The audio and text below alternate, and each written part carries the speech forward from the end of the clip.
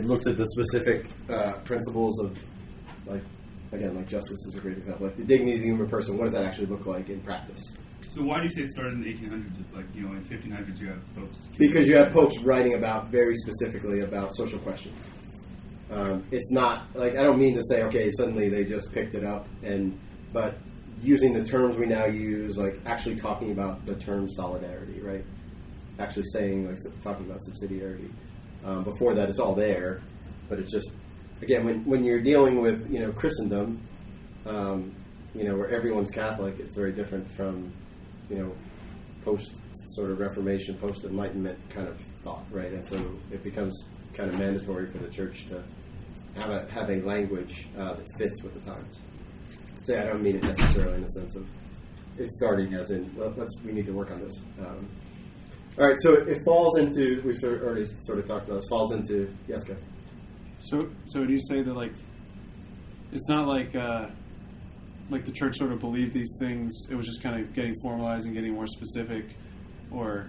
Yeah, I think it's more of, I think I'd look at it more as suddenly issues came up in which the principles of the gospel had to be applied, right? So, Marx writes, the Communist Manifesto, and that opens a whole sort of, so like one of the first, and then he's like, okay, well, there's problems with workers, and so that's when Leo XIII writes Rerum Novarum, and that's where it sort of opens up. He's like, okay, how are workers supposed to be treated? What's the dignity of work? What does the Industrial Revolution actually end up meaning for the gospel? Like, how do we apply it in that setting? So it's more of an application question than a necessarily like new principle question, and a vocabulary question. So it gives us some vocabulary to use. And so it falls into 5 categories. The first is the family, and then obligation to owe to human life, and then the role of the state, the social questions, which we've just talked about, how you take sort of politics and economics, how you use those, how you apply the gospel to that, and then the 5th part is what the church calls the international question. All right, so let's get some definitions out of the way. Okay, what is a society? All right. A society is a plurality of persons united in action towards some common end, and where the unity itself is one of the intrinsic goods aimed at. Right. Does that make sense? I just want to sort of like think about any. So let's make sure we're also like, society is not just the state, right? Society is any group of people that come together for some common good, and the unity in and of itself, the fact that they are a society, is one of the goods, right? So again, we've talked about this before. Like CCM is a society, right? That comes together. They have a common good, but one of the common goods is that they come together as a Catholic community, and the fact that there's other Catholics around is what unites them. Okay. Right. So the family is the first one. It's the first society, and you think about again what would be the common good of the family? Yes. The love between the husband and the wife.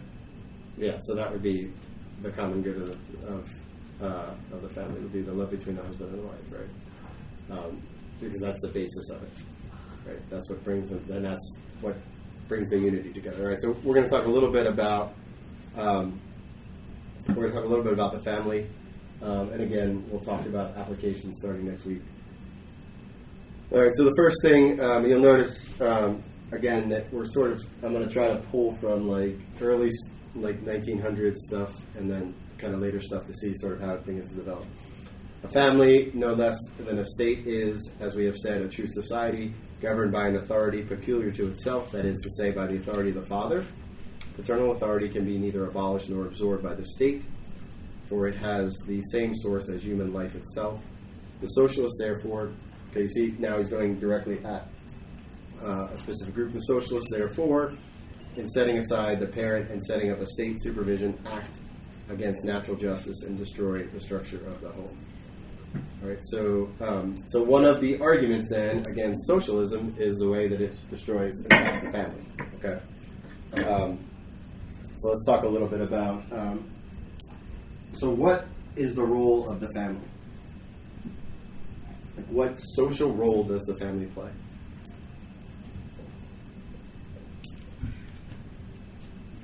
The rearing of virtuous citizens. Okay, so it's a school, right, where someone learns to live in society. What else? So the education. So if someone were to ask you, why does a child need a mother and a father? What would you say? Why can't it be two fathers, two mothers?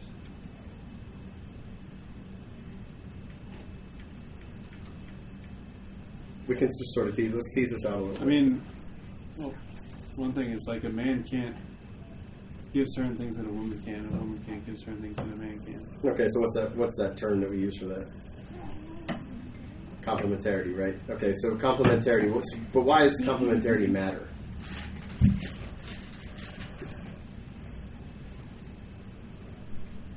It's necessary that a person understand what they're providing and what they're receiving. Okay, so identity is part of it, right? Identity, understanding. But a child learns how men interact with women. How? By watching his parents. Right? So does a child who grows up in a home with two mothers learn that? Okay, is that integral to society as a whole? Right. Yes, right. Unless you've told a story that men and women are actually in conflict. Okay, you see whether now, like when you break up the family, you change the narrative, right? Or you change the narrative to break up the family, right? So men and women are always in conflict and not complementary. Then it doesn't matter. It doesn't matter what the family is, right? You can have, and then you see why we could say, well, just all families are just family is what a family is, right? You notice the church always says the family, like a definite article, not a family. All right, so let's talk a little bit about the right and duty of parents to give education is essential, since it is connected with the transmission of human life. It is original and primary with regard to the educational role of others on account of the uniqueness of the loving relationship between parents and children, and it is irreplaceable and inalienable, and therefore incapable of being entirely delegated to others or usurped by others. What does inalienable mean? Does anyone know? So when we say like inalienable rights, what does that term mean? Undefilable, unbreakable. Yeah, so you can neither take them or give them away, right? So you're stuck with them, right? Like parents are stuck as primary educators of their children. Okay, they can't give that away.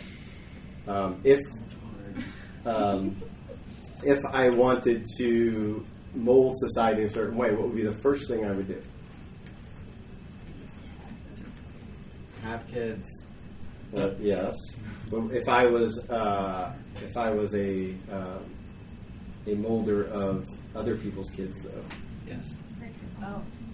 I want to take control of the education system. Yeah, so you want to take control of the education system. So So you guys seen there was I think it's in Mississippi, where there is a legislator who introduced a bill to make it so that homeschooling families had to follow a certain curriculum. Okay. Why is that not okay? And then kidnapping the children, basically. Yeah, so you're usurping the role of the parents, right? So the parents can have someone help them with this. They can't give it away completely. But it can't be enforced, right? And so I think we've talked about this before, about over the past 150 years, there have been sort of two social revolutions, right? The Industrial Revolution and the Sexual Revolution. The first took the father out of the home, the second took the mother out of the home, right? So you can see where if you're going to change and overthrow a society, the first thing you do is break up the family. Okay? And so the reason why we have to sort of be aware of this, because that pressure is going to get greater and greater as time goes on. And so we have to identify, and here's where you sort of draw the line and say no. Like, what that guy in Mississippi is proposing is a no-go. And to the point that you have to sort of just say, I'm not giving into this. Okay. One of the Sister Lucia, who is one of the Fatima visionaries, said that the battle of the 21st century will be Satan attacking the family and So you can see why all of these things matter, right? Like, and we'll talk about it in a little bit about rights and duties and how we can sort of go back to my question about why we should still be opposing something like gay marriage. All right, let's talk about private property for a minute. I gotta figure out what happened here.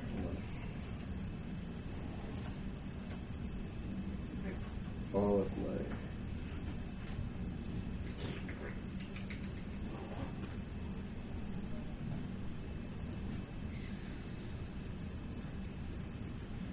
Now I'm working sponsors. Yeah, I'm missing all of my stuff for some other reason. All right, I'll just wing it. Oh no, the slides and leads.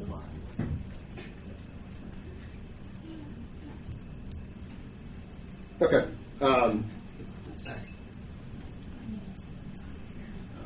All right. So private property, real quick. Let's talk about it for a second. The fact that God has given the earth for the use and enjoyment of the whole human race can in no way be a bar to the owning of private property. For God has granted the earth to mankind in general, not in the sense that all without distinction can deal with it as they like, but rather that no part of it was assigned to anyone in particular, and that the limits of private possession have been left to be fixed by man's own industry. And by the laws of individual races, the law should favor ownership, and its policy should be to induce as many as possible of the people to become owners. All right, so what is he talking about here? Why is private property so important? Not owning, by the way, when like the church talking about private property, it doesn't mean like have your own yard, like in your home, but have the ability to have capital to make your own living, so that you don't have to necessarily go work for other people. And we can talk about why that might be problematic in a second. What were you going to say? Why does private property matter, Kevin? Oh, well, I would guess I was thinking about a more narrow view, like if I'm able to own, I don't know, bread, then I can give it to somebody. I can be charitable. If I have something, then I can freely decide to give it away. Okay, If it's not really mine, then my potential for charity is either reduced or nullified. Okay. In I'm that not sense. poo-pooing what you said, but we're going to talk about that in a minute, and we'll come back to it. Okay? I mean, I totally agree with what you're saying. But why does private property even matter? Like, why does the church talk so much about private property? I mean, it keeps control at the level of the family. Like, if you don't have private property, then you're so dependent on someone else. And so, in terms of, I mean, you just talk about education, you talk about anything. Like, when you don't have control of your existence, of your livelihood, you are at the control of someone else to make decisions about it for you. Okay, so what's the key word of everything you're saying right there? Like, if you sum up what you just said in one word. Freedom, right? So the church is the great defender of human freedom, right? What you just described was, okay, the man who doesn't have private property, is he as free as the man who does? No, right? Because he's dependent on other people in some way, shape, or form, right? But the man who has his own property, his own means of providing, that doesn't depend on other people, is actually free.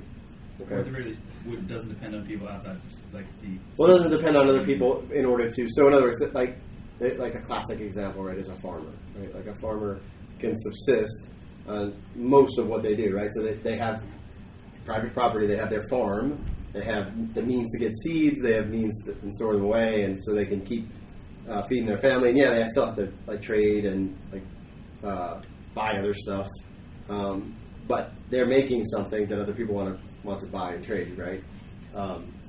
And so he's not beholden on anyone else.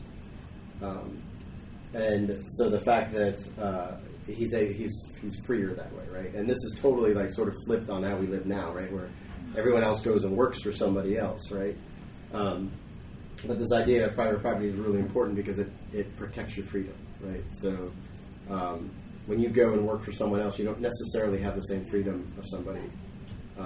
You're still beholden to, okay, there's layoffs, I'm done, right? You have no control over that. You have no control over business decisions, higher levels and all those things. So let's talk a little bit about, okay, so if we agree with that, so what's wrong then with something like government redistribution?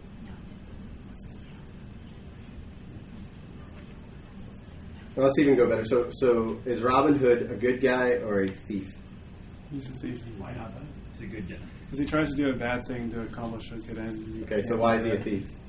Yeah, you're right. Because he, like, the first thing is he takes stuff from people. So, like, right there, he's doing wrong. If you go to the highwayman and beat him up and take what he was taking from someone else, is it really thievery? I don't know. What do you think? I'd say yeah. Robin Hood the good was less Well, but the I bad. don't think it's wrong. I don't think that just because, like, going off the Robin Hood story of, you know, the person actually having unjustly taken it from the farmer and the, you know, poor little mouse family. Okay. Was it that they legitimately stole it, or was it that they overtaxed them or something like that? Taxation. I'm actually just trying to get clear. I joke. I mean, I feel like at a certain point, a level of Because there's like a presidential candidate now who kind of fashions himself after Robin Hood, right? Like, kind of thinks. That guy. yeah, but I would say, like, I mean, I don't necessarily want to get into a distinction. I would say in one case, you know, the modern economy is not a zero-sum game where the person who makes money is taking from the person who doesn't have that money. Whereas in the case of the Robin Hood situation, like, I mean, so if, like, I mean, I would argue that if someone took the money unjustly, they have no right of ownership over it. And so it's not a redistribution of, like, this person should have the money, but it's saying, no, this is that person's money. Okay, so let's throw Robin Hood out. Okay, since I'm there's- sorry. Let's. And then, you know, the fact that it's against the law is not a valid argument for is it moral or not, because there's plenty of laws Yeah. that are... So do we have everything we need to answer the question? Like, or do we need a little bit more? Yeah, what is the Robin Hood story? Yeah. Well, so the Robin The Hood essence story of it. is the essence of it is that he stole from the rich to give to the poor. Now, how the rich got, I guess we're sort of debating how the rich got what they had. Yeah. Whether it was by exploiting or actually stealing. And there's also the question of, like Aquinas talks about how if you are poor and need food, you are not stealing to take it from someone who has it because it's yours by virtue of the fact that you need it. Okay, so John Paul just threw in something that actually now gives us vocabulary, right? So we have a right to private property, but do we have an unlimited right to how we use that property? No. No, right? So, like, go ahead, Kenny. Well, I think the Catechism talks about, like, the universal destination of all goods. Could you, like, elaborate on that? Sure. Good job. Planted. He hired me. So everything on earth belongs to sort of everyone, right? And then a person comes along and claims it, and they apply sort of human genius to it, and it becomes property, right? Like, that's what property is. Now, they have a right to that. They have a right to use it, right? But they can't use it indiscriminately, right? So, going back to, and so the universal destination of goods says essentially that anyone has a right to something when they need it. Okay? Now, hold on. So this has to go with use, right? So this is, and I'm oversimplifying, but I'll use an example so that we don't oversimplify. So let's suppose somebody is having anaphylactic shock. They're laying outside of a pharmacy, and they go into the pharmacy, or the pharmacy's closed, and they break the window and go in and take an EpiPen. Or let's just say someone else comes along and goes in, breaks the window, gets the EpiPen, and breaks it. All right? Is that stealing? No. Why not? I want to make sure that we're using, like, we don't say, like, stealing is okay in certain situations. Stealing is never okay. Right? But there might be situations where... It's not. Isn't that what we just said, though, like 2 minutes ago? Is that stealing is okay in some situations? I don't think No, that's... so my point with Robin Hood is it wasn't stealing. If the money was not theirs, then it was not stealing. Yeah. That's why I I just threw Robin Hood out. Like, because there's debate as to how the people got their money. I don't want to get... Go ahead, Joe. What were you going to say? Yeah. About the EpiPen. Well, no, we just need to more clearly define what stealing is, I think. Yeah, so stealing would be taking somebody else's property as your own and doing what with it, though? So the EpiPen would be stealing if we only have that. So what's the distinction between them taking the EpiPen versus stealing the EpiPen? So the universal destination of goods says that the person has a right to it. That's the difference. Right? So the person has a right to the EpiPen because they don't have one, they're in poverty, and they absolutely need it. All right? And so might they have to reimburse the person later if they can? All those things, yes. But they still have a right to it, so it wouldn't be stealing. All right? When would it become stealing? They're not dying. And the headache and needs lots of Advil. Yeah, well, I mean, again, like the acuteness of the need certainly matters, right? What else? What were you going to say, Andrew? If it is something they could afford, like if their situation improved and now they had like stable income. Okay, so obviously you'd want if you could pay for something when you need it. Right. Let's just assume they're in poverty. Let's just go from there, right? 'Cause that's usually the example used, right? If they take it from someone else who needs it. Yeah, I mean, if they're like having like a tug of war over it kind of thing, maybe. I guess if they were harming others to take risks, I was like, if they had to kill someone to take it, that would definitely people that definitely. Yeah. So that has to be proportionate. Yeah, they can't like So Richard and I are both having an inflected shock that I take Richard's EpiPen for myself and I need them to die. Sort of. Yeah, I think in that case you wouldn't have a right to it. Right? So you don't have a right to. But when does it? So this is where the distinction comes in. This is why, and we'll talk more about this when we talk about socialism. So what if I go in and I'm like, okay, I've got this EpiPen, I'm saving him. I'm going to take 3 more in case I run into people who need it later on. There's no need there. Right. So the universal destination of goods says you can only take it. Now you could give it to somebody, but you can only take it for a specific person at a specific time in a specific need. Why? Why? Yeah. Well, because you can't take, like the EpiPen, right? I take 3 of them. That's a generic need, right? Like, I may run into someone who needs this. Why is generic need less? What if you why is it, I guess, because it's not real. So the whole line definition, I think it makes perfect sense. This kind of seems like we have a definition of stealing, but we're gonna fit it. Yeah, but it's not. So the hypothetical or the sort of, it's not real, right? Who actually needs it? So if I take 3, because I might run into someone who needs one, who actually needs it?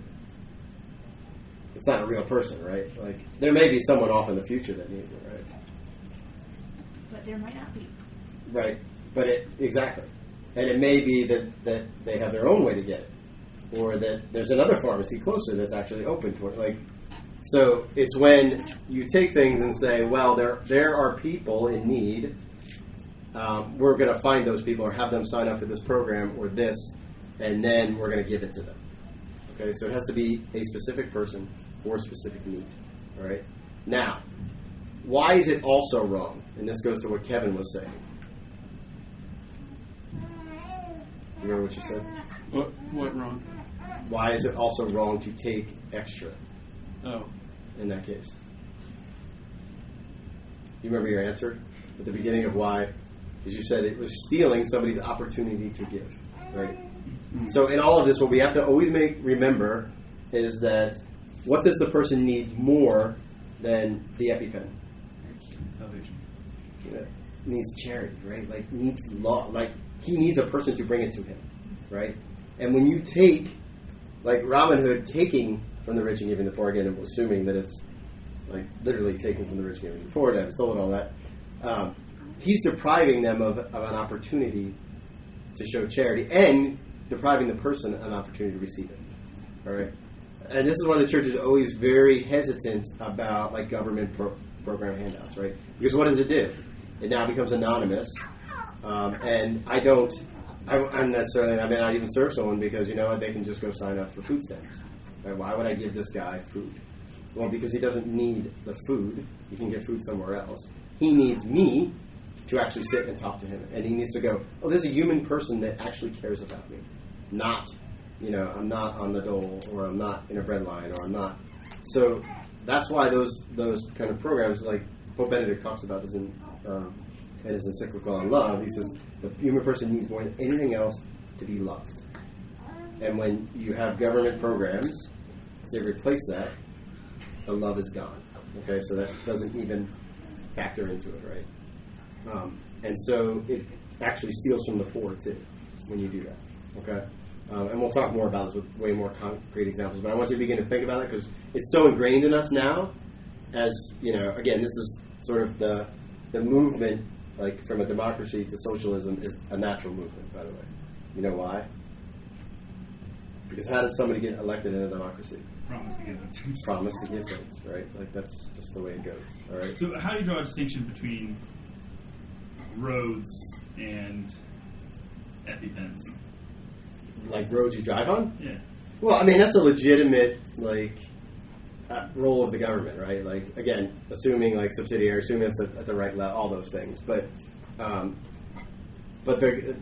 it becomes problematic when there's other people who could do that, right? And it's not even about efficiency, right? Because we all know the government doesn't do things more efficiently than other groups, right? So it's not even about that, right? You know, I am the best person to give my children what they need. And if I need help with that, then let the government help me, or let my neighbors help me help my children, but don't take that away from me. So if I need help educating my children, fine. Like here, on Tuesdays, I need you guys to teach them algebra, whatever. And then there's a school that teaches algebra on Tuesdays. Great, right? That's all I need. You know, and I've had conversations with especially like in public schools because one of my kids goes to public school and has special needs. And I have told them before, I don't need you to do that. Like, I don't need that. And it really kind of throws them for a loop. Like when he first was diagnosed, we went to this this planning meeting or whatever, and they just done all this like litany of tests. And they're like, well, he needs this. Like it was like unbelievably daunting. And they're like, he'll need to go 5 days a week, full time. And my wife was like, no, like not doing that. And she's like, well, that's all we're offering. I'm like, okay. And they're like, well, I don't understand. Like, why would you do that? And it's kind of beautiful because it's like a room full of women, right? And I'm like, and I just like total like Holy Spirit moment. I was like, like all those things are good, and you guys can give them to him. That's great. But you know what he needs more than anything else? He needs to be able to give and receive love, and he's going to learn that with us. And every one of them went. It was like the air got sucked out of the rooms, and it was like they're like, hold on a second. Like they walk out of the room, they come back, and they're like, yeah, like we could probably do this in 15 to 20 hours a week. And that's all we needed, right? They didn't need to tell us what he needed. Like we knew that needs are great, but if he never learns how to give and receive love, well, then as a father, I fail, right? Because that's the first thing I have to do. All right. So again, as we begin to think about things, how things run, those are important. All right. What were you gonna say, Andrew? Touching off what Casey said, since we've established people need bread and people may need EpiPens, are we going to go down the slippery slope of what we can justify as being needed and what is not, such as healthcare or education? So, do you guys want to talk about? We can talk about healthcare if you want. I don't know. If there's a why don't we talk about rights first, and then it'll give us a language to talk about something like healthcare. All right, so now we're moving sort of to the next sort of so remember that the state is not the be-all and end-all, right? It's a sort of the highest level in society, but society so the state is part of society, just as the family is part of society. And state, this will kind of refer back to when we talked about authority 2 weeks ago. State refers to not the particular form of government prevailing in this or that nation, but the state as rightly apprehended. That is to say, any government conformable in its institutions to right reason and natural law, and to those dictates of the divine wisdom. The foremost duty, therefore, of the rulers of the state should be to make sure that the laws and institutions, the general character, and the administration of the Commonwealth shall be such as of themselves to realize public well-being and private prosperity. Now, a state chiefly prospers and thrives through moral rule, well-regulated family life, respect for religion and justice, and moderation and fair imposing of public taxes. This is answering your question, by the way, Casey, about roads. the progress of the arts and of trade, and the abundant yield of the land through everything, in fact, which makes the citizens better and happier. All right, so everything hinges on that last part. Better and happier. All right. Your definition of better and happier matters. Right? That's objective. Yeah. It should be objective, but it's not. Okay? Because better and happier in the sense of become a better person means that you've come closer to fulfilling your nature, right? Be a happier person means you're more virtuous. And so when you see the church talking about that, that's what the church means. All right? So, if we were to sort of encapsulate what it's saying is that the role of the state is to protect and promote the common good. Okay, and we'll talk more about common good in a second. All right. So in other words, if you begin to hear about, again, like election year, you begin to hear about, like, are you better off than you were 4 years ago? That's wrong-headed thinking, right? The question is the common good further advanced than it was 4 years ago? Okay. All right, so let's talk about what are the 4 pillars of society.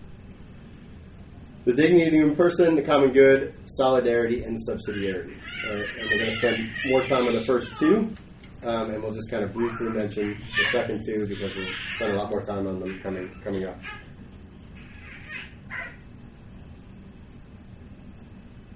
All right, so this part will be sort of a review. I think we've talked a lot about the dignity of the human person, but I want to make sure that we're clear about something, right? The dignity of the human person is rooted in his creation in the image and likeness of God. It is fulfilled in his vocation to divine beatitude. Right, did you catch what is going on there with those 2 sentences? All right, we'll keep going. Like, those 2 sentences are really important. The dignity of the human person is rooted in creation in the image and likeness of God. It is fulfilled in his vocation to divine beatitude. It is essential to a human being freely to direct himself to this fulfillment. And if they sin, they entrust themselves as the prodigal son to the mercy of our Father in heaven. All right, so all of man's moral worth comes from the fact that he is made in the image and likeness of God.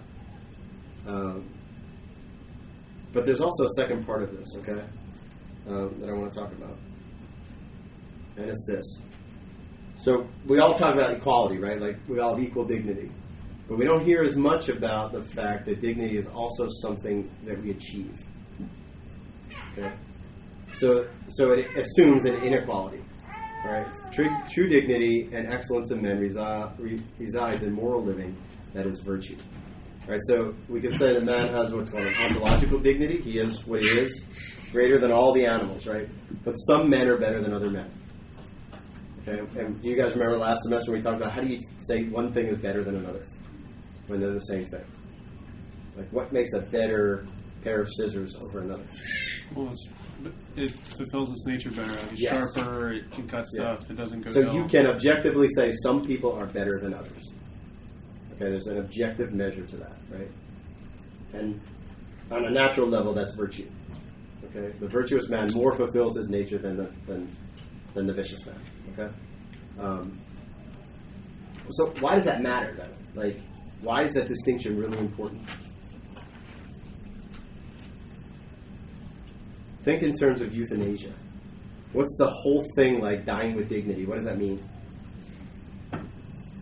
You know, like the dying with dignity movement is, it's like someone shouldn't have to suffer. So it's like a confused sense of what dignity means. Yeah. So why then should you let someone die the way God is ordaining them to die? Why does that matter? It allows them to exercise virtue by suffering well. Yeah, it allows them to increase their dignity, right? So suffering increases their dignity, right? So again, this is something we should be like fighting for, right? You should be fighting, like, it's cruel to take away someone's cross before the time is up, right? Because God is going to use that for them to fulfill their nature, all right? Like, you think about, like, death. I mean, it's kind of morbid to think about this, but death is like the greatest gift you have to offer God, right? Because he left it as a punishment, and you're saying, however you ordain it, however you want it, I'll receive it, and I'll give it back to you, right? So to take that away from someone is actually to take away their dignity, okay? And it's important that we kind of keep that straight, that, yeah, you do everything you can to alleviate suffering, but there's times when you have to let the person suffer, right? And you have to be willing to suffer with them, compassion, but you can't take it away from them by killing them, which is really kind of crazy.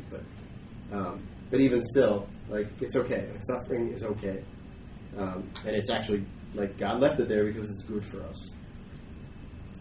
All right. So what I want to talk about too, because just to get us thinking about this one more time. I know we've talked about this 100 times about fulfilling our natures. Like, how do you decide how to fulfill human nature, right? You guys remember we talked about this as the basis of the natural law. We said that there are 4 basic sort of human goods, these things that we naturally desire. The first is our preservation of our being, that is our life. Second is marriage between men and women and bringing up of children. The third is living in society. The fourth is the knowledge of the truth, specifically about transcending God. Okay. Then we talked about this being hierarchical. Everybody remember talking about this? We talked about this being hierarchical. Like, the first thing we share with all living things. The second we share with other living things, although in a distinctly human way. The third is distinctly human. And then the fourth is distinctly immaterial, right? Like, so we transcend material reality by being able to discern the truth. And so all of these things, like, you think about it for a second, like, all these things are just things that we're naturally drawn towards, right? Like, we naturally try to preserve our life. Men and women naturally seek out marriage. We naturally live in society, like the family and the state, both natural societies. And we naturally want to know the truth. Okay, so all these things. So, when we begin to talk, we first start with the natural law. So, what is it about, why does this matter? Like, why does human nature matter when we talk about the state? Like, why does it matter? One of the purposes of the state is to make happier and better people.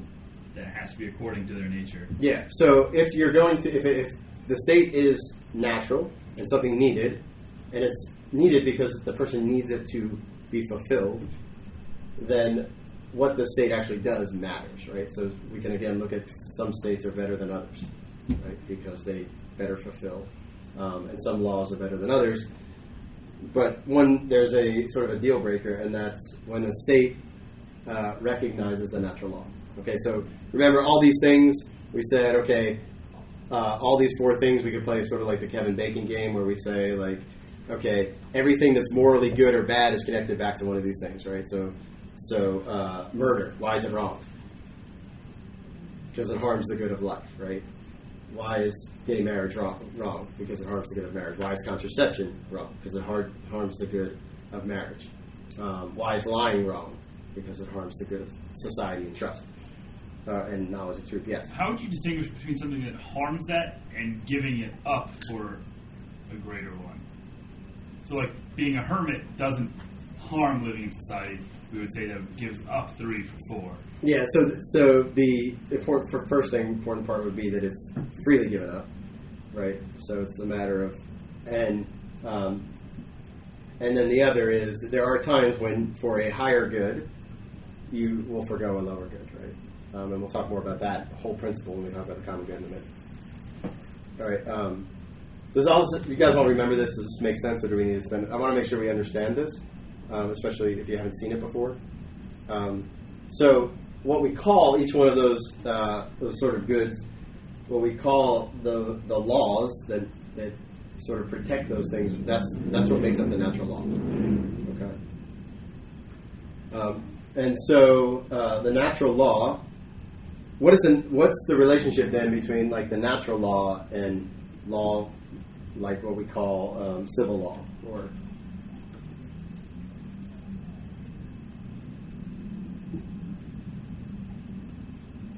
so let me ask you a question. So we'll come at it sort of the back way. So when in 2015, when the Obergefell decision came down about gay marriage, okay, what was the reason why they approved it? Does anyone know?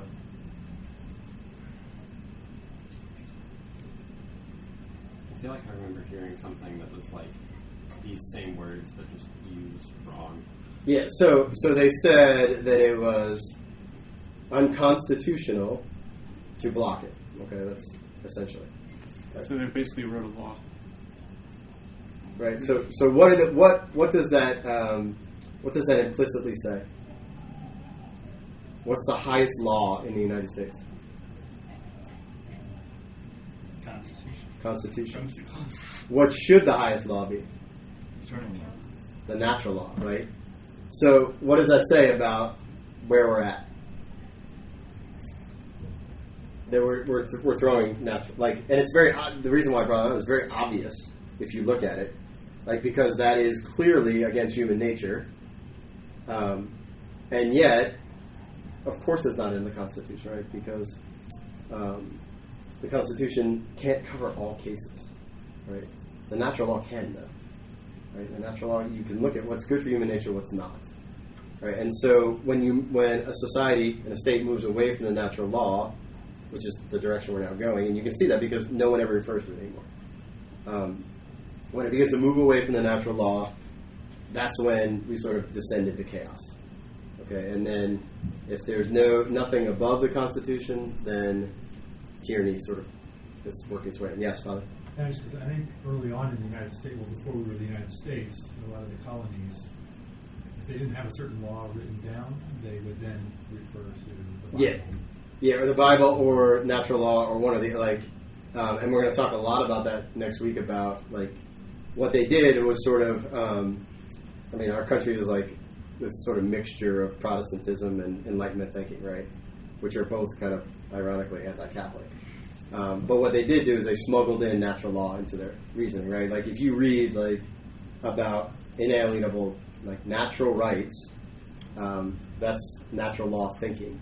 Okay, but if you don't have the wherewithal to support natural law thinking, then you'll see quickly how sort of it becomes chaotic and anarchic. Anarchic. Is that a word? Anarchic. So, like anarchy. Anarchic. Is that a word? It should be a word. I just think let's say it correct. Sounds weird. Anyway, it leads to anarchy. All right, so let's look at, yes, Andrew. Real quick on natural, what are we defining as natural? Like, where are we looking? Human nature itself. Okay. Does that make, I mean, I don't want to... Kind of, that's a little vague, but okay. Yeah, so what is it that makes the human person, like, thrive? What are the things that make them thrive? Reach whatever there is, their natural telos, their natural direction. That, like, what does a fulfilled human life look like? Mm-hmm. And so we'd say, what fulfills human nature? Like, there's distinctly human things, right, that are good for human beings and not. Mm-hmm. And so that would be what we sort of mean. And there's also a lot in between that is very subjective, depending on who you're asking. You're going to get very different answers. Yeah, I mean, and there can be aspects of it that are good for some people, not for all, too, like that. Mm-hmm. But there's definite, like, having the virtue of prudence is good for everyone. Sure. Having, I don't know, having a certain kind of car, not good for everyone, right?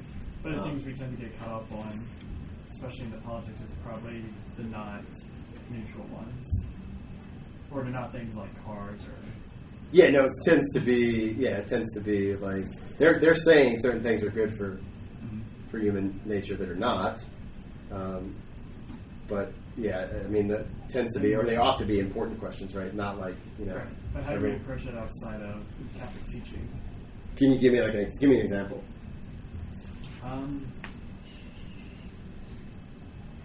Let's just go with like gay adoption, for example. Okay, so how would we hold your thought again? Because I want to get back to, I want to make sure we have the rights language again. Sure. And we can talk about that. All right, so let's get a definition of law real quick. Law is an ordinance of reason for the common good made by one who has care of the community and promulgated. All right, so 4 things. All right, ordinance of reason, so it has to be in accord with reason, has to be right. Has to be made for the common good. Has to be made by someone who has care of the community. And has to be something that people know. That's what promulgated means. All right, and we'll come back to this. By no means making sure that people are informed that it is a law. Law, exactly. So that's known. So why is the natural law a law? Is it written anywhere? Yeah, it's written in the human person, in their heart, right? All right. So what is a right? Is anybody listening to that one? Did you talk about rights this morning? I threw it out there at the beginning. What's a right? Clockwise turn. So here's what I want to do for like the next probably 10 or 15 minutes. I want to talk about this a lot because this is the language that everyone understands right now without understanding the terms. So what I want us to be able to do is talk about this, and you'll see why I kind of flew through all the other stuff, because all the other stuff sits underneath this, and this is the language that everybody's using. And I want you to be able to start picking apart when people say something like the right to choose. All right, rather than just kind of going, well, what about the right to life? Like, there's this kind of clashing of rights. Okay, so what I want to do is for us to be able to pick apart first what a right is, and then be able to give us a language to actually get out of the talking about of rights. Okay, and it'll build on everything we've done so far. So what's a right?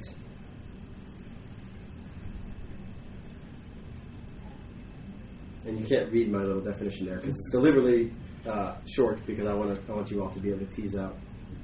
So if I say I have a right to be here. Something you are owed and able to collect upon. Okay, so there's so something about a moral capacity. There's a subject of it, right? So there's a subject. And there is you said something, so that there's a matter to it, right? It's about something. What else?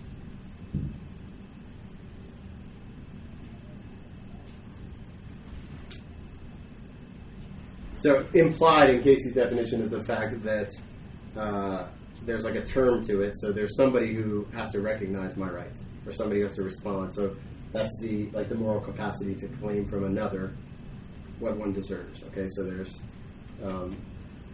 what I would call like a term. So in other words, somebody has to respect the right or actually help me to get the thing I'm supposed to have. But the fourth one is why. What I would call like the title. Why you have the right. Okay, and that's the important part. All right, and we'll talk about it a little bit. So where do rights even come from? Okay. Come from the dignity God gives. Okay, so they come from what we are, right? What about the right to vote? Does that come from God?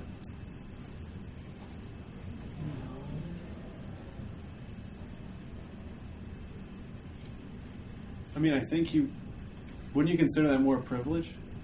Because like who's extending the privilege? If you're imprisoned, you can't vote. You have to like finish your whatever. Yeah. Well, who's extending the privilege then? State. Who's bestowing the right? The state. Okay. Is that legitimate? Well, No. maybe because voting is only relevant within the functionalities of the state. Okay. So does the state have the authority to decide who's going to or how they're going to organize their, say, elections? Okay. So then they have the authority then to dole out who's going to vote, right? Is it again, picking on our socialist friend, he said that voting was a natural right. Is that true? It doesn't make any sense. Is voting something that adheres to human nature? Is it an inalienable right? Like this It candidate doesn't wanted. even have to exist, so it can't be an inalienable right. Okay, so all right, so now we see like that people throw the word right around a lot without it having a basis. Okay, that's the first thing. Yes. Would the church make any comment on positive or negative rights? In what sense? I mean, So positive is kind of a tough word to use, because positive, like positive law, it means that it's posited that somebody said it. okay. So And my that's what- understanding, we talk about the Constitution as being primarily negative rights, meaning like Shall Like the first 10 amendments, you mean? Yeah. Yeah. Whereas like, yeah, normally it's restricting. If it's not mentioned, then it's restricted. Or isn't it? What are you trying? Are you trying to like? Is it mentioning the? Like, what is your question? Don't worry. Like, don't frame it in the sense of. No, like, I guess what I'm do just they trying say to because broadly. I know so like from the founding perspective, it's normally you can do anything you want, but like as long as you're not doing this to someone else. Whereas I feel like the church would approach things a lot from the other direction of like you shouldn't like you can do this and you shouldn't do that. Maybe we can tease out. So, would the church say we have a right to free speech? No. Yeah. We have a right to speak the truth, like to seek for the truth. I mean, that Depends on what you mean by free, then. You mean freedom of speech being defined as the ability to speak freely but and not be punished for it, which I mean, we don't have that right by that definition anyway. You can't go out and say you're going to kill the president without fear of retribution. So there's Okay. limits anyway. Okay, so there's limits to it. Normally, the only limit is a call to violence, which then is like the thing is not speech itself. Okay, so what would the church say is the limit to it, though?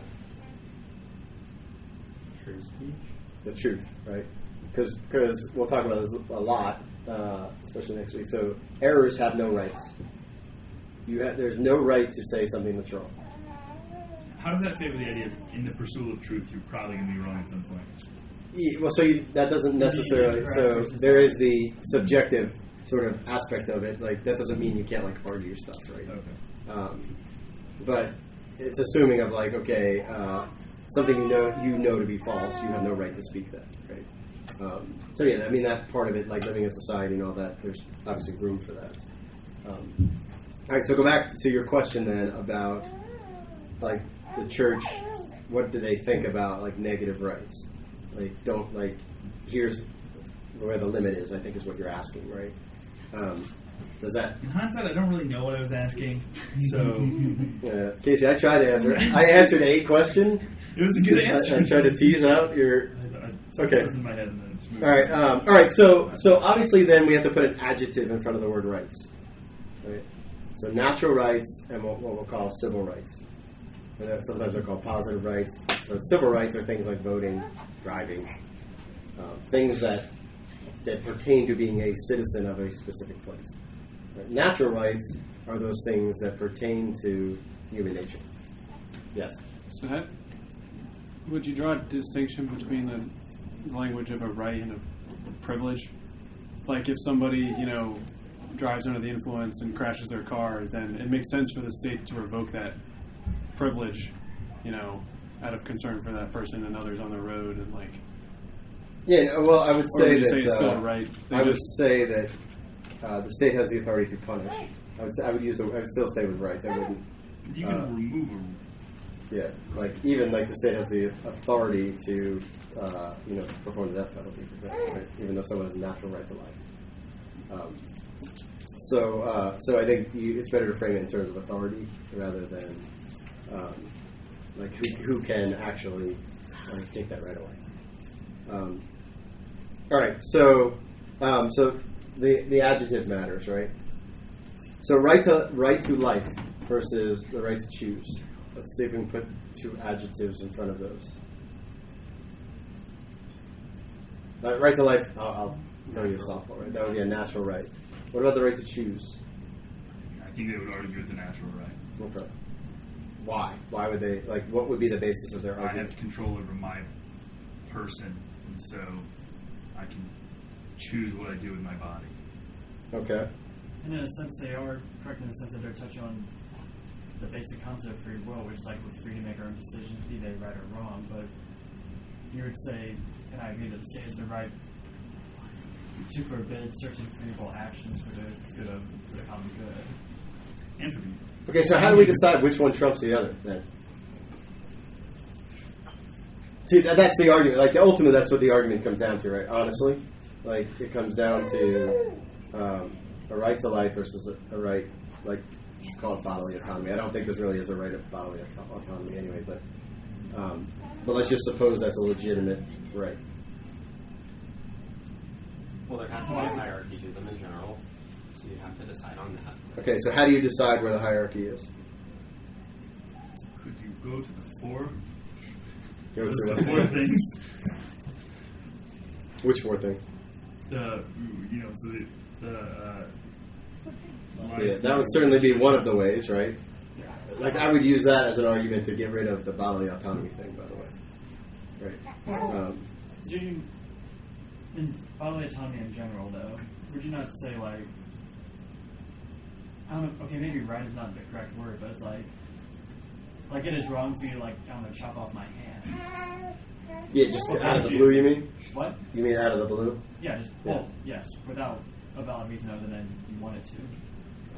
Yeah. So, but is it then also right? First of all, the child in the womb is not part of the other person's body. I also agree with that. Yeah.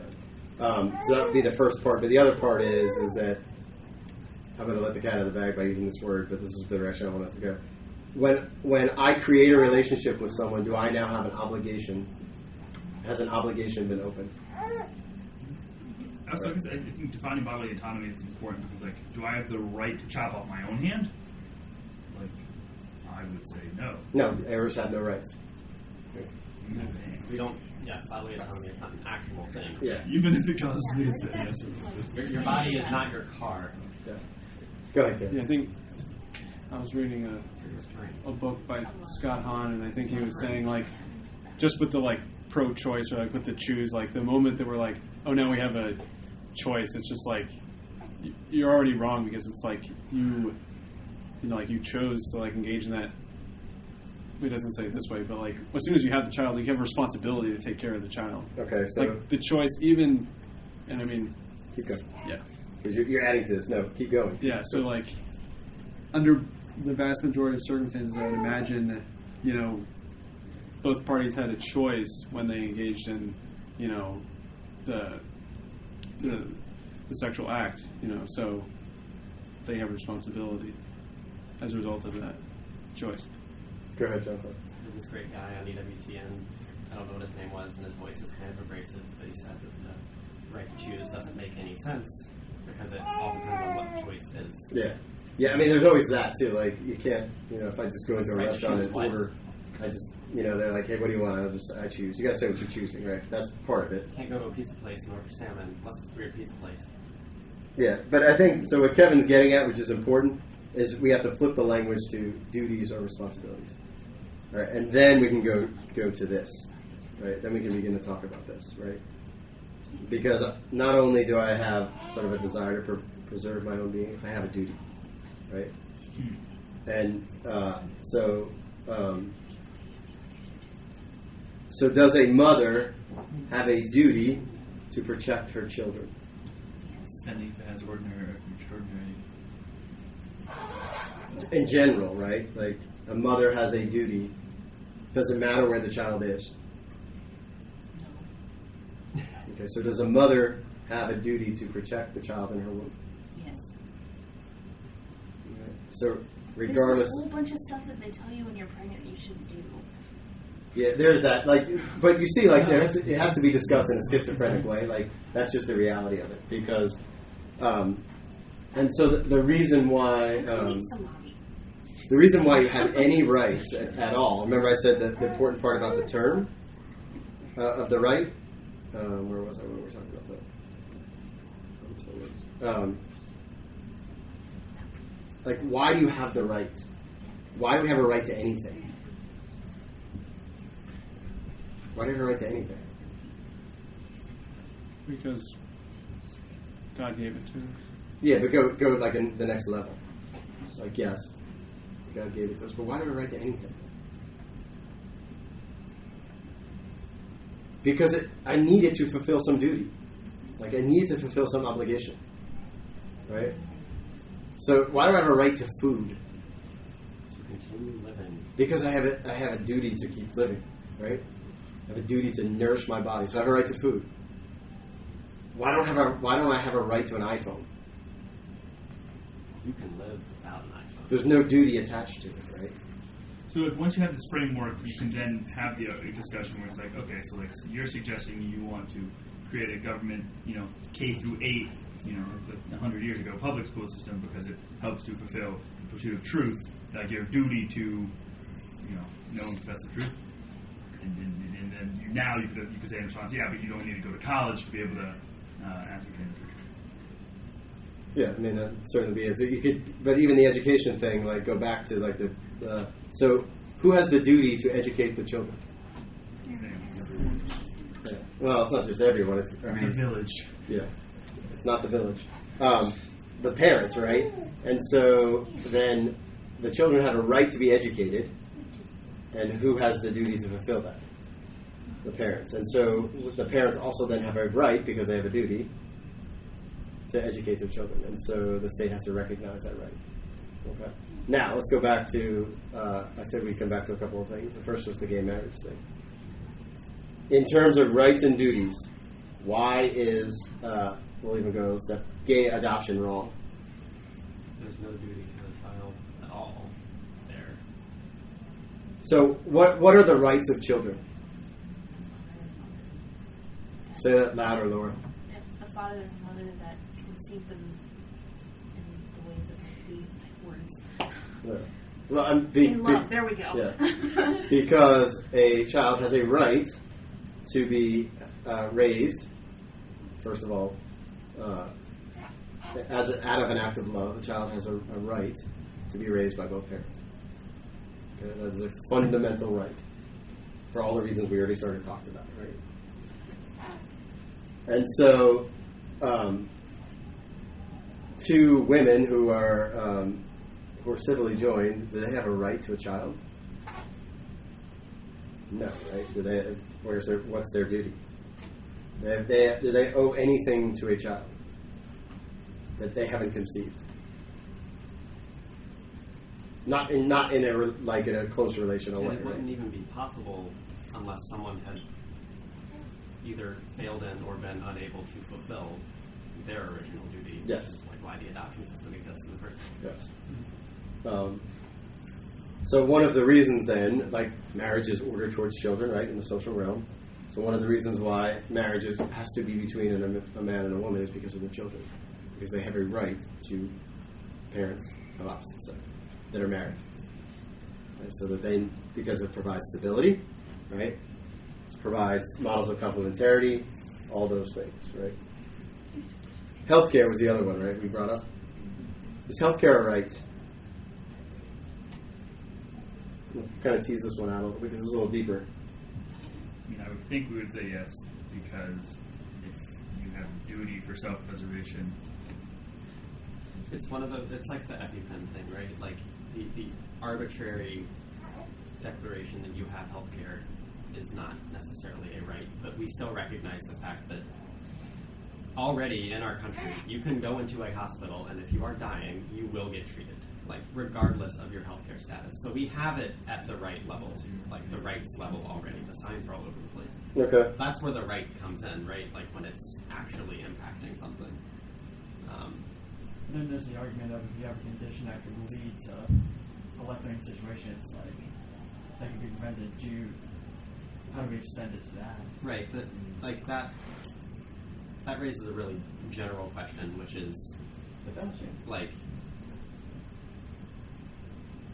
just the general idea that there are diseases that will kill you. We are all going to die at some point. How far is right to go to try to there's the whole because society would like to make you think that if everyone had enough healthcare, they just would not die. That's not true.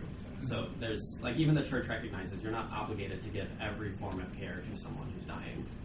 So there is a line to be discussed there. Okay, so let's sort of talk about this again, going back to the definition. Who is the another when it comes to healthcare? So this is really important. Who is the one who has the moral obligation to fulfill the right? So is that an unlimited obligation? So the part about healthcare that's very complicated, right, is we all agree that there is a minimum that a person has a right to, right? But it's also a commodity.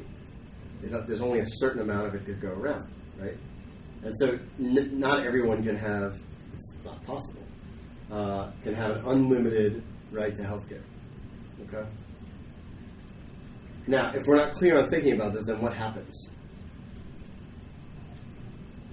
Because this is the direction we're going. This is why it's important we talk about it. They do this in places in Europe. They have groups of people that then decide what you can be treated for now.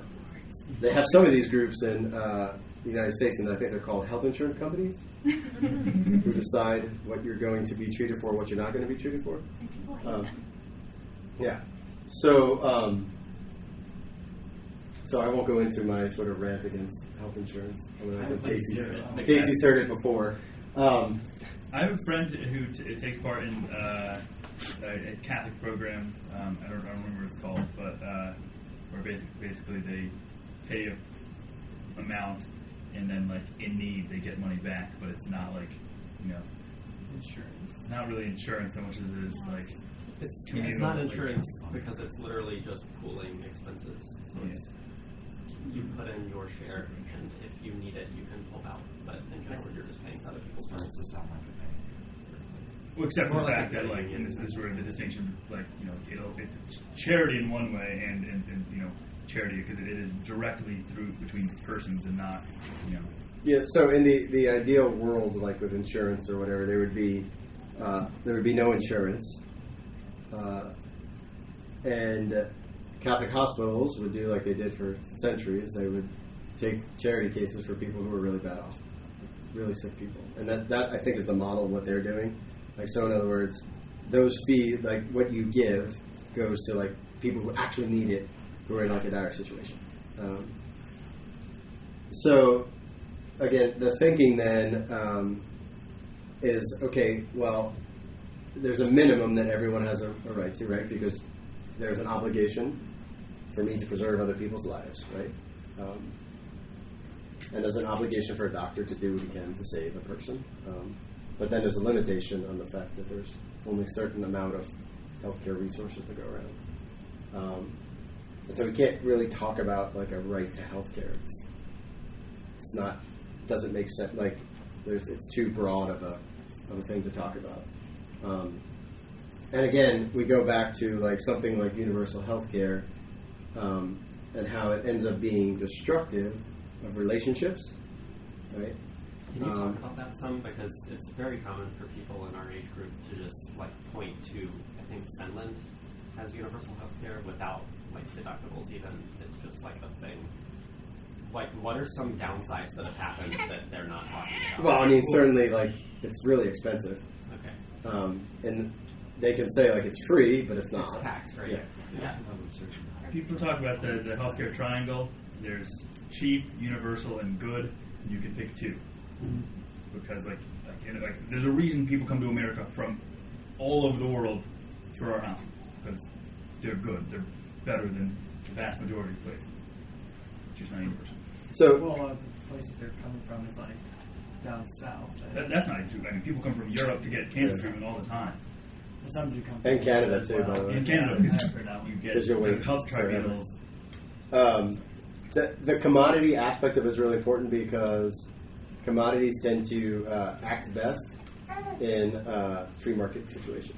Right? And we'll talk more about this when we talk about LYFE. Wait, someone told me about that, LYFE. It was probably me. So I have to tell you guys all a funny story. So Casey's riding back in D.C. in the car with us, and Connor and I and my son are talking. We're talking about insurance. And I was talking about how bad insurance was. This dude is absolutely out. And I said something about LASIK surgery. I was like, like LASIK surgery is not covered by insurance, and the cost keeps coming down. And literally wakes up like, 5 minutes later, and he joins the conversation with the LASIK story.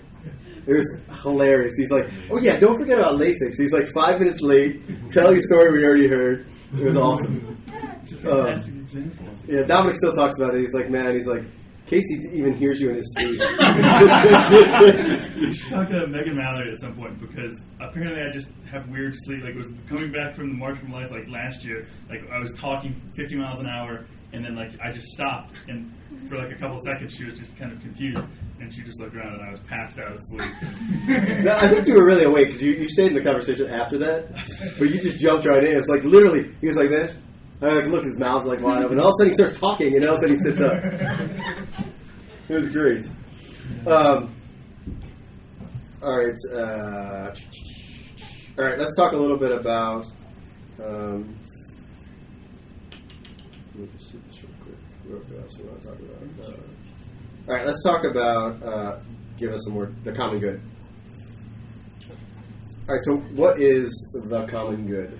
Well, let's see what the Compendium of the Social Doctrine of the Church says. According to its primary, broadly accepted sense, the common good indicates the sum total of social conditions which allow people either as groups or as individuals to reach their fulfillment more fully and more easily.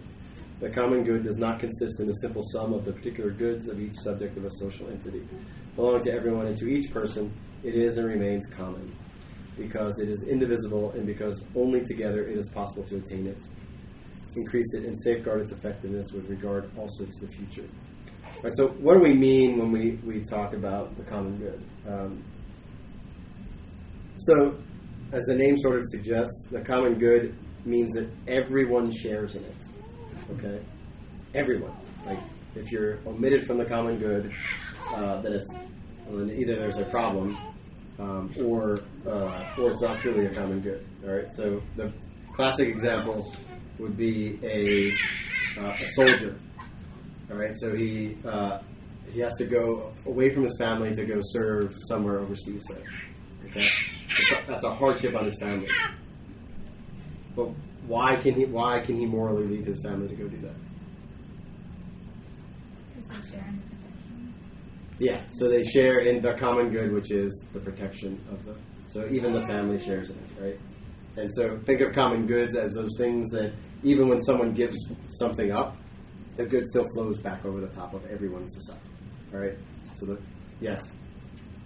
I think it's too soon to get into this rabbit hole, but how does that apply to economic trade agreements? Give me an example. So, like, we mentioned, like, European Union before, so, like, having trade agreements to make trade, like, easier between countries, and it would obviously benefit some countries more than others.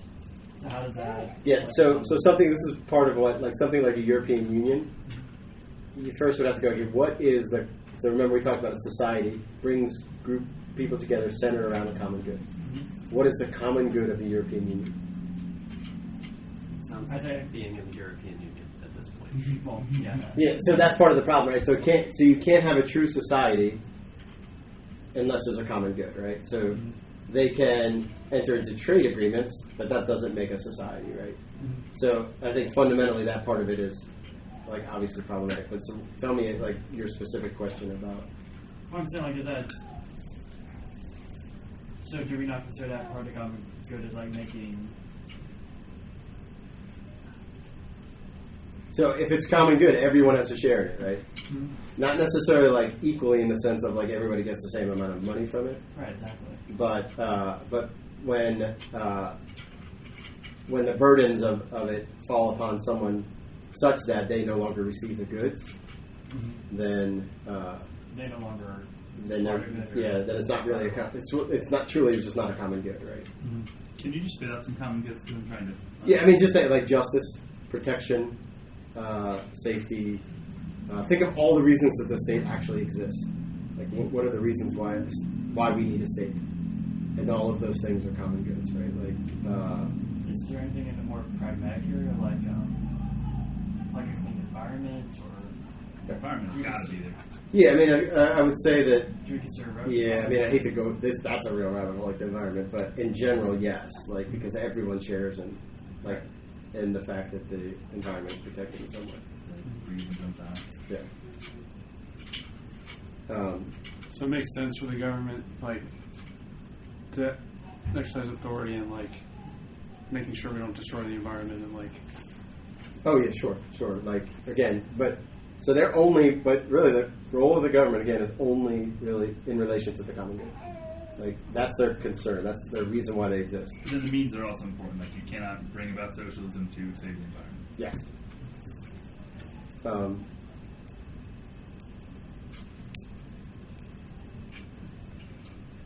I had a point that I was going to make, and now I totally forgot what it was. All right, maybe it'll come back. So this is from Second Vatican Council, talking about the reason why the state exists. So why shouldn't, for example, why shouldn't the government pay for abortions? It's not for the common good. Yeah, obviously it's contrary to the common good, but there's no, either way, even if for some reason that was a good, half of the population doesn't share it, or whatever, like whatever the, so that can't be a common good. All right. Well, when you say half abortion, you mean the male portion of it? Well, I meant half of the people that are involved in abortions. I meant the children and the, Okay. yeah. Yeah, not That makes no. sense. Oh, okay. No, I just meant it in the sense of, like, children in the womb actually share in the common good. Like, they should, right? They are members of the society. And you could make a common good argument against abortion for that reason. So when you begin to talk about things, and we're going to have tons of examples over the next few weeks, always refer back to the common good. When you begin to talk about, like, okay, well, how is this, particular legislation or proposal or any, like, how is it, where is it in relation to the common good? Yes? How does helping diminish homelessness fit into the common good? So, like, how does us trying to combat particular serious suffering that is not shared across? Well, so you're enabling them to share in the common good of having a home, right? So think of it like, flip it. Like, don't think of it in terms of like eradicating homelessness. But yeah, so that sort of leads to what we want to talk about like different aspects of justice, and how, like, there's basically three aspects of justice that all sort of relate to that and all relate to the common good. So most of the time when we think of justice, we think of what's called community justice, which is just like, I give you this, you give me that back. Right? It's one-to-one, commutative, as the name. And that doesn't have anything to do necessarily with society as a whole. When you hear like social justice, what people are really referring to are distributive justice and legal justice, okay? And distributive justice is essentially like a fair distribution of the common goods.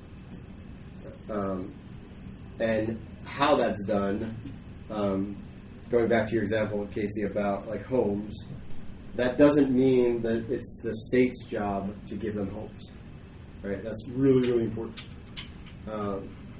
Because, for a number of reasons, right? Again, what we want to see, like, the state could go and actually support, even monetarily, Habitat for Humanity, for example. Because it's a local organization, it's on, like, working with people, the people see it. It's not just this government program that's far away. They have the sort of one-to-one contact. The people that are actually doing it are in that particular sort of city or town, and they know the people. And so when I went to after the hurricane in the Gulf, I went down there. Like, I went down there twice, and the first time I went down there, like, everything was just destroyed. And so when we got down there, this lady was living with her 3 kids. She was a single mom, and basically all she had was like a room in her house that had a roof over it, and everything else was pretty much.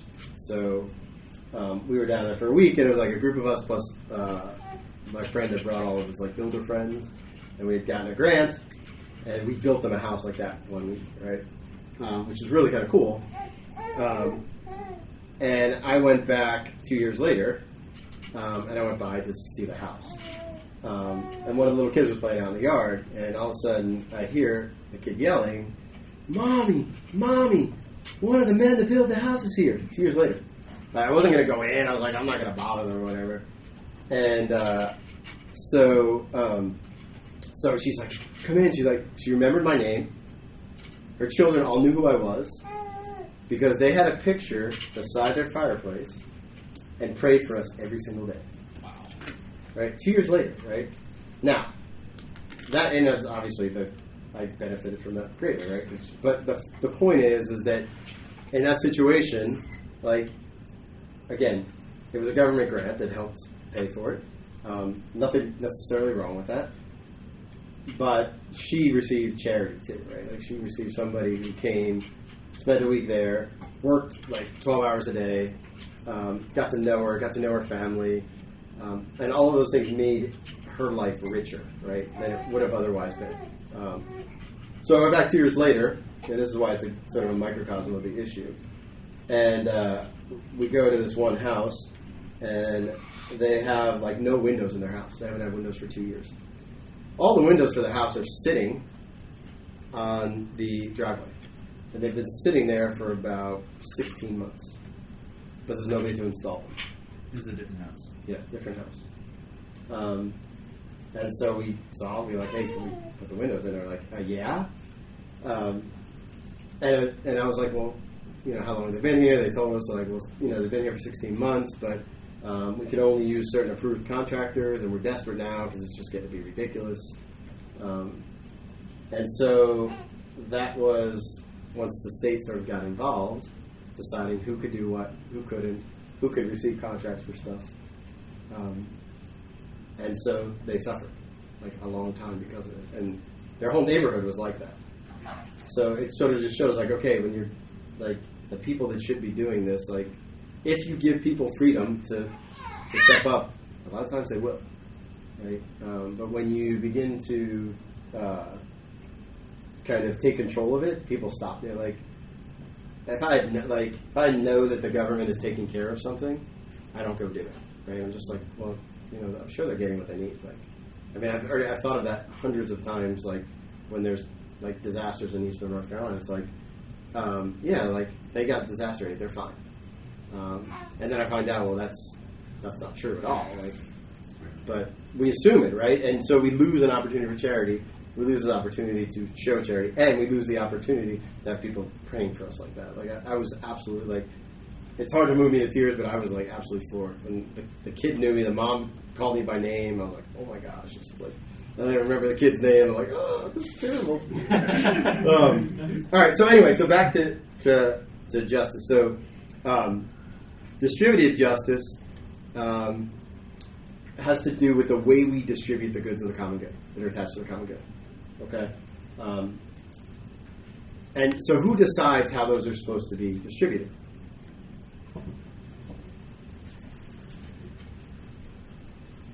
The government? The state? Okay, so the state... The state protects the common good? Yeah, so the state may decide who distributes them, but by what principle do they decide? This is where subsidiarity comes in, right? So what essentially it says is that the person who is closest to the problem is best to handle it, okay? And that's not that this, so what's important is subsidiarity isn't like this sort of like top-down, like sort of tiered approach. It's from the bottom up. So in other words, the state exists to support those local groups, okay? Not to provide, you know, the contractors for the house, right? They've got it backwards, right? It just so happens that people are contractors. What the state then does is says, yeah, one of your neighbors can do that. Okay, we'll make sure that the windows are there to do it. So distributed justice, let's see if we can come up with an example. I'll use this example. So my oldest and my youngest boys are together. We have a bag of M&Ms. All right, and I give the oldest, who is 7 years older than the younger, I give him 2/3 of the bag, and I give the youngest 1/3 of the bag. Why is that legit? He's bigger and... Yeah. Right. So distributed justice looks at the person and what they need. Obviously, M&Ms are a little ridiculous. Because if he needs anything, it's Reese's peanut butter cups. But the point is that distributed justice has to do with giving to people what they need. Right? And this is why the church supports things like family wages. Have you guys ever heard that? We'll talk more about it when we get to economics. So the church says that wages shouldn't just be decided by the market. They should also be decided by what the person needs. So a father of 9 should get paid more than a father of 2 doing the same job. Why is that? Why would that be? Because he needs Well, because he needs more, and yes, it's like you have to help him provide for his, but also long term, who contributes more to the common good? The one with the 9, right? Like, We don't agree with that at all anymore. no. Oh my god. Well, because it's back to the whole common good thing, right? So we look at the common good not as something that everyone shares in, but we look at it in a closed sense of like a pizza, right? Like there's slices of it, and there's this limited amount. Is there a limited amount of justice? No, right? That's why the common good are things that can't be diminished, right? So in case you ask like examples, any good that can't be diminished by more people sharing it, right? Like when I share my knowledge with you, well, maybe you guys are diminished, I don't know.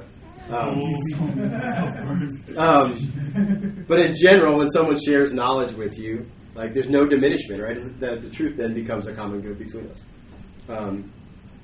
So everyone then has this distributed justice essentially says that everyone has a right to share in the common good.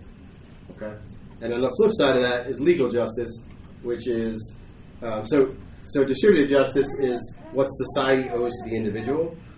And then legal justice is what the individual owes to society. And this is essentially says that what the individual owes to society, so it's the obligation to contribute to the common good. So the first was about the right to share in the common good, and the second is the obligation to contribute to the common good. All right, so definition real quick of subsidiarity, and then we'll finish. Sorry, I rambled a little bit.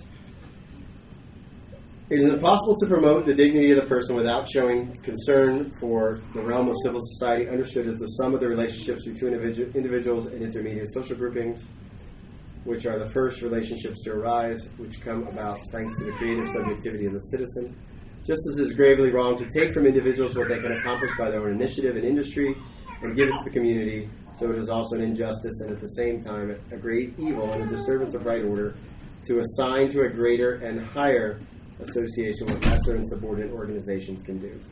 For every social activity ought of its very nature to furnish help to the members of the body social and never destroy and absorb them. Right? So subsidiarity, based on the principle that a person has a right to fulfill his duties, right, and everything he needs to fulfill those duties, and to usurp that is wrong. So subsidiarity says the person who is closest to the problem should be the person who takes care of the problem. Okay. All right, question. Sorry, I got us off track there for a second. So isn't it, I think you said this too, in terms of understanding the subsidiarity, isn't it said that it would be an error to say that it's always got to be the lowest level, it has to be the right? Yeah, it has to be level. the person who's best suited to it, right? Okay. So Well, so yeah, the lowest level possible. yeah, so like I don't know, like some kind of self-defense or something. Like the family's not the best, the best level to defend the neighborhood. I try to be in control of the road system. Yes. Someone I know who's a teacher, he pointed out that the school he worked at, it's a private Catholic school. They kind of operate on a subsidiary premise where it's like the teacher is best able to handle like a lot of students, so they're given a lot of leeway with that versus like the vice principal or the principal handling the situation with the student. Yeah, I mean that makes perfect sense, right? So it also fits with the gospel, right? Like fraternal correction is like you go to the person directly and don't try to like get authority to come over and pound on them until you need to, right? Today, settle it before you get to court. Yeah. All right, other questions? All right, so we covered a ton, and don't worry, like we'll come back to it. But I wanted to make sure we spent 1 week at least getting used to the terms, and then also begin to start thinking about like social issues and how to think about them as Catholics is really important. All right, anything else? Could you like reiterate what you were saying to answer my question? I think I'm still confused about okay, what this means. Go back?